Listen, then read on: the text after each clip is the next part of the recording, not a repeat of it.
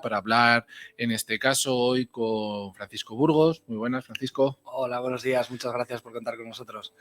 Francisco es director de negocio institucional de Cobas Asset Management y viene a hablarnos hoy un tema que primero va a ser el secundario, pero que creo que es muy interesante porque posiblemente podríamos decir que es muy desconocido, que es el sector farma, tesis de inversión relacionadas muchas veces con este sector, pero si te parece un poquito de las últimas noticias macro, desde que estuvo tu anterior compañero Luis hace 15 días, han pasado varias cositas, ¿no? Hemos visto datos de IPC bastante malos, tanto en Estados Unidos como aquí en Europa, y un poquito, aunque ya sabemos que Cobas a la hora de hacer las inversiones, etcétera, lo que es la parte macro, sería de la tesis es lo último, y si es que hay algo. ¿Cómo veis un poquito desde Cobas la situación? Sí, bueno, aunque nosotros seamos analistas bottom-up, o sea, lo que quiere decir es que nosotros vamos analizando compañía a compañía y no tenemos una visión macro en la toma de decisiones, es fundamental el tener esa visión de los sectores en los que uno invierte y entender el contexto del mundo en el que vivimos para poder orientar esa inversión a largo plazo. Es decir, nosotros, de manera muy resumida, buscamos negocios o sectores donde no haya un riesgo de disrupción, y buscamos compañías donde haya una visibilidad del flujo de caja a 10 años. Esto nos permite alinear nuestras inversiones con nuestra filosofía de inversión, que es el largo plazo, ¿no? De manera que si el mercado, que es eficiente, pero en el largo plazo no sabemos cuándo, pues nos importa poco si estas compañías van ganando dinero, que el mercado tarde 1, 3, 5, 7 años en que el mercado reconozca el valor de estas inversiones, ¿no? En cuanto al mercado, yo creo que venimos de un cambio de paradigma que ha durado mucho tiempo. Venimos de 20 años donde ha habido dinero gratis, financiación gratis y, por lo tanto, cualquier proyecto de inversión, a mínimo que generase un pequeño retorno, ya se justificaba, que en última instancia pues generó valoraciones muy polarizadas. Por un lado, determinados sectores y compañías que estaban muy baratas independientemente de los resultados que hacían, y otros sectores hacia los que fluía todo el dinero y que han estado a valoraciones muy grandes, ¿no? 2022 fue un año de normalización en cuanto a que hubo correcciones fuertes, en muchos casos justificados, otras veces simplemente caídas arrastradas por el resto del mercado, y fue el primer año de los únicos años desde finales del siglo XIX donde se podrán contar con los años de la mano, donde a todos los tipos de activos estuvieron en negativo, ¿no? A partir de ahora, ¿cuál es el contexto? Pues con la inflación que ha habido y que es algo que nosotros desde 2017 habíamos preparado una cartera, prepararnos frente a ella. Nos preparamos frente a ella por sentido común. O sea, al final veníamos de estar haciendo unas políticas monetarias muy agresivas en los años anteriores, que no tenían un respaldo en la economía real y, por lo tanto, lo que estás haciendo si metes dinero y no hay un aumento en la productividad, pues al final lo que haces es reducir el precio del dinero y, en última instancia, esto genera inflación, ¿no? Entonces, nosotros construimos una cartera que estuviese preparada frente a la inflación. En 2020 las políticas se volvieron más agresivas y el último empujón para que se produjese una inflación mucho más grande, pero que no es la razón real por la cual vivimos este entorno inflacionario, que es el conflicto de Ucrania y Rusia, agravó este contexto. A nosotros nos pilló bien preparados, ¿no? Y la segunda pata, y consecuencia relacionada con esto, es que los tipos de interés están más altos, por lo tanto, la financiación es más alta y va a ser, por lo tanto, en última instancia, pues más difícil conseguir proyectos porque van a tener que o generar proyectos o conseguir financiación para proyectos porque van a tener que generar una rentabilidad superior a la del coste de la deuda, como es obvio, ¿no?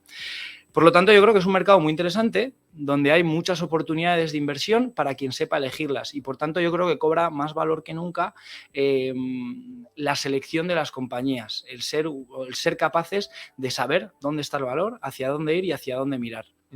En este caso también encontrar quizás, ahora me dirás si eso, la parte de farma, encontrar ciertos nichos que son los que permitan que ahora, digamos que los analistas, ¿no? Los que estáis ahí arriba, estáis mirando con vuestro radar y esté pasando desapercibido para que pueda ser atacado, entiendo. Sí, yendo al sector farma y el motivo por el que nosotros invertimos, además yo creo que da pie a explicaros cómo nosotros trabajamos con las inversiones, ¿no? Nosotros lo que hacemos es tener un precio objetivo, encontrar a cuánto vale una empresa, cuánto pensamos que vale esa empresa, Y a partir de ahí nosotros no esperamos a cumplir ese precio objetivo, sino que lo que vamos haciendo es, conforme las compañías se van acercando a ese precio objetivo, dentro de los mismos nombres de cartera, vamos redirigiendo la inversión hacia otras compañías que han caído, ¿no?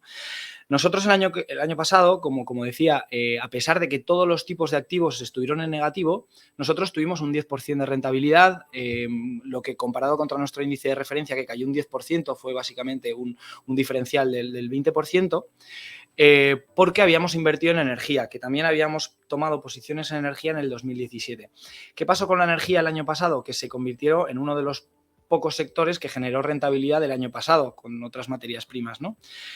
Este bloque pesaba a principios del 21 en torno al 44%. Como vemos mucho valor aún, pero ya se había reducido ese potencial, lo que hicimos fue vender parte de esa posición, reducir esa posición del 44% al 34% y redirigirla hacia otras patas de la cartera, que eran, pues por un lado, aumentamos el perfil cíclico de la cartera, compramos compañías de autopartes, volvimos a entrar en una vieja conocida como era Porsche, que habíamos invertido anteriormente, habíamos ganado mucho dinero y ahora que se ha vuelto a abrir la ventana de oportunidad, lo hemos vuelto a aprovechar.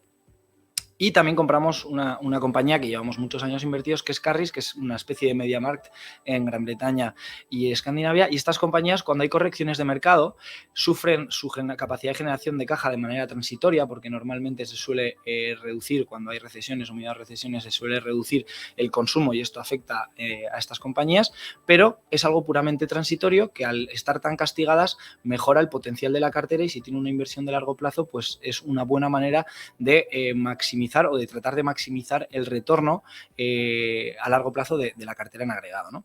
¿Y qué hicimos también? Aprovechar el contexto en las farmas. ¿Por qué aprovechamos el contexto en las farmas? Pues primero, el sector de las farmas es un sector muy defensivo. Tiene mucha estabilidad en los flujos de caja, lo cual es algo que da una garantía a la hora de invertir con esa visión que ya he comentado de largo plazo, ¿no? Invertimos en compañías que están enfocadas en genéricos.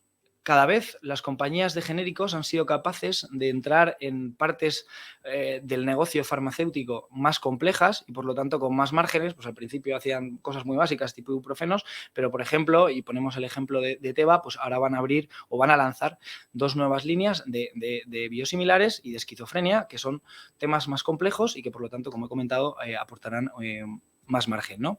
El punto de partida es que, a nivel agregado, estas compañías desde el 2017 hasta hoy han caído en su cotización en torno a un 60%. Y yo creo que este es el punto de base o el punto de referencia para cualquier inversor en valor que se precie, ¿no? Oye, una caída muy fuerte, y ahora habrá que analizar las causas por las cuales ha habido esta caída tan grande, ¿no?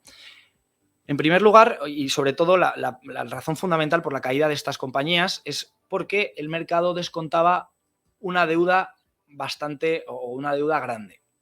¿Qué pasa? Que estas compañías, al tener mucha estabilidad en sus flujos de caja, es decir, en su capacidad de generación de beneficios, se pueden permitir el tener algo más de deuda, porque es una deuda controlada si tiene un sentido respecto a la capacidad de generar beneficios, ¿no? Uh-huh. Entonces, para que os hagáis a la idea, básicamente hemos comprado un grupo de 4 compañías, que son Teva y Viatris, en las cuales llevábamos invertidos desde 2018, con un peso entre el 1 y 1,5%, y durante el pasado año, finales del 22 y demás, aumentamos hasta un 2%. Entramos en 2 compañías, en Fresenius y Organon, que las llevamos a un 2,6% Fresenius, sin contamos Fresenius, la holding, y Medical Care.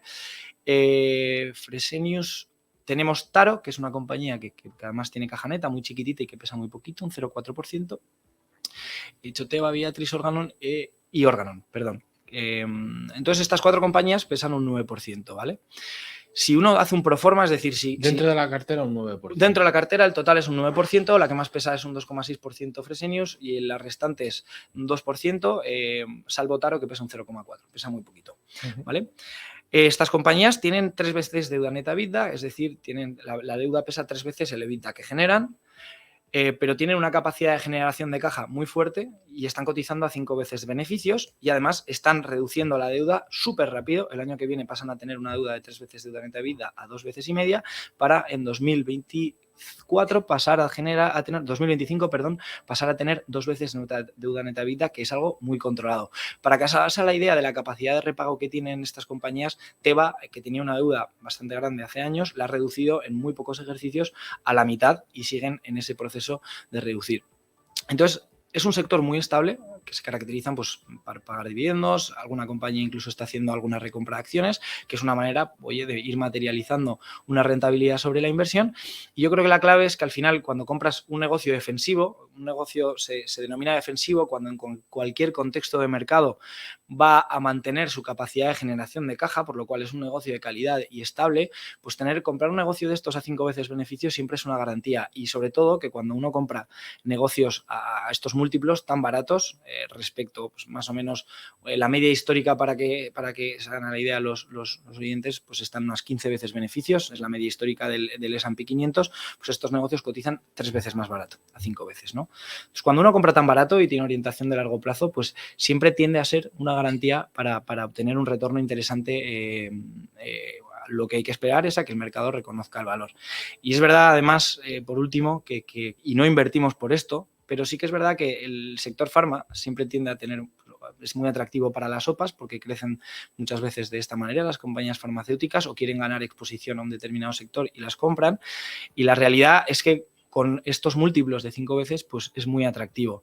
Nosotros, las OPAs, ya digo que no es algo por lo que invirtamos, y tienen, por un lado, una cara positiva, y es que materializas gran parte del potencial al instante que te la OPAN, porque te la compran con una prima sobre el precio que cotiza, pero por otro lado, si uno mira un horizonte temporal de más largo plazo, pues siempre acabas perdiendo algo porque se compran a descuento, ¿no? Sí, porque entendemos que luego a más largo plazo, que es lo que vosotros miráis, pues se puede revalorizar a un poquito más. Eso es, porque además de decir que estas compañías, aunque no crecen a ritmos tan grandes como otras compañías que tenemos en cartera, sí que van creciendo anualmente en su capacidad de generación de beneficio. Lo único, fíjate, recordamos cuando empezó la pandemia, ¿no?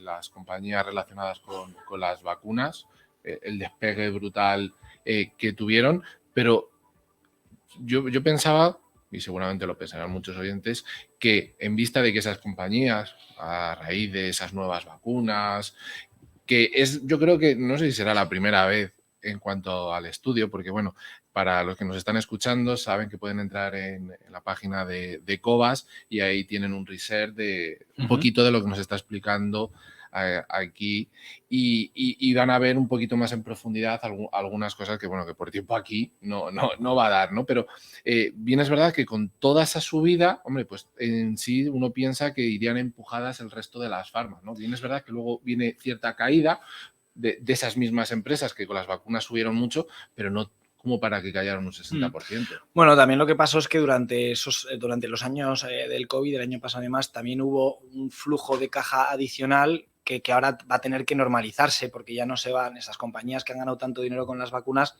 ya no lo van a ganar, ¿no? Entonces, durante 1 o 2 ejercicios han tenido un aumento en la capacidad de generación de caja y ahora tenderá a normalizarse el negocio y a volver a normalizarse en cuanto a la capacidad de generar beneficios que tengan por otras vías de negocio, y esta será una más que generará un beneficio de X, pero que no será comparable a lo que han generado durante estos años, ¿no? Entonces, bueno, también eso explica que haya podido haber una corrección en el sector. Y además entiendo que estas compañías, seguramente lo que es el espacio temporal de la inversión, entiendo que será de 7 años en adelante, porque si cogemos cómo se hace, también depende en cuál se invierta. ¿Por qué digo esto? Porque, como siempre digo, ir al research para que os enteréis en función de la compañía que hay, porque hay varios tipos dentro luego dentro de las farmas, las biológicas, etcétera. Lo que es el proceso de estudio de un nuevo medicamento, etcétera, es un proceso bastante largo donde hay mucha inversión que quizás en parte, y ahí me dices si estoy equivocado,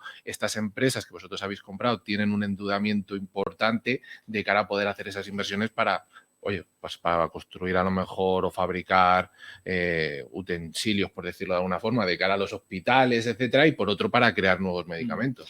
Sí, bueno, y esta es la razón por la que existen patentes, y además yo creo que es importante recalcar también la función social de las compañías en las que nosotros invertimos, ¿no? La generación el ciclo de generación de medicamentos lleva muchísimos años, con un coste muy grande y sin ninguna garantía de que salgan adelante, ¿no? A diferencia de Europa, donde el coste de los medicamentos están capados, en Estados Unidos no lo están. Entonces, tienen un coste o un diferencial de coste los medicamentos mientras dura la patente y una reducción enorme cuando entran en juego los genéricos. Entonces, hay una función social muy importante porque además no tienen las mismas garantías sociales que nosotros en Estados Unidos. Esta entrada de los genéricos, el invertir en estas compañías de genéricos, pues empuja a generar medicamentos mucho más baratos que en última instancia tienen un bien social notable.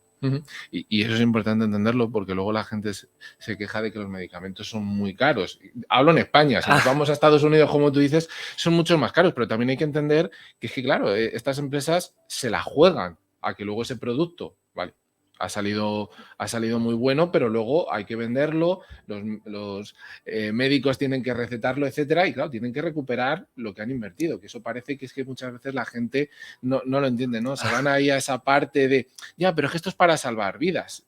Sí, son... Sí, pero ahí caes un poco en un tema un poco demagógico, sí, ¿no? Sí, porque sí, por al eso final lo digo. cuando tú tienes un negocio, para que ese negocio sea viable, puedan seguir generando medicamentos y puedan maximizar el impacto social a través de la generación de medicamentos, necesitan ganar dinero. Si no, el negocio, al no ser viable, pues se frenaría la inversión en nuevos medicamentos y, por lo tanto, esto tendría una incidencia muy grande en la sociedad, ¿no? Sí, mismamente con las vacunas. Es decir, hemos tenido las vacunas tan rápido, etcétera, también porque los estados han aportado algo de dinero. Bien, es verdad que ha sido al final iniciativa más bien privada, pero si no hubieran tenido quizás esa compra asegurada de esas vacunas, pues a lo mejor todavía estábamos hablando de no digo en cuarentena, pero bueno, ahí un poquito luchando. Sí. ¿Qué digo? Estas compañías, ¿en qué fondo lo tenéis? ¿En el Fondo Internacional Grandes Compañías?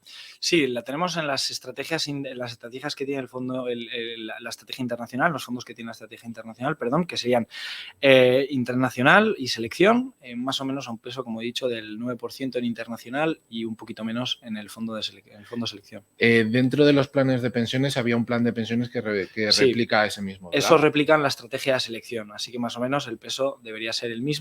En el mixto, obviamente, que es 50-50, pues lo dividiremos a la mitad del peso de las farma en este instrumento, porque la mitad sería de renta fija. Y ya para terminar con esto, ya te hago la última pregunta. De cara a que no sé si lo sigue haciendo Cobas, que hasta hace poco hacía, pues entiendo, una gira para conocer Cobas, etcétera, por toda España. ¿Continúan esas giras? ¿Hay una próxima que haya, no sé si esta semana o las siguientes? Sí, vamos a ir cerrando. Ahora mismo no te sabría decir fechas, pero sí que vamos a seguir con esa iniciativa de ir generando pues impactos en diferentes regiones y tratar de acercar nuestro modelo de gestión a nuestros inversores o a gente que pueda estar interesada en conocernos, porque al final es esencial por la tipología de inversión que nosotros tenemos, ¿no? Aportar esa información y decirle al inversor en qué punto estamos para que podamos alinear intereses y tener ese horizonte de largo plazo, donde pues al final se genera una relación en la que ambas partes ganan, ¿no? Que eso es hiper importante para nosotros.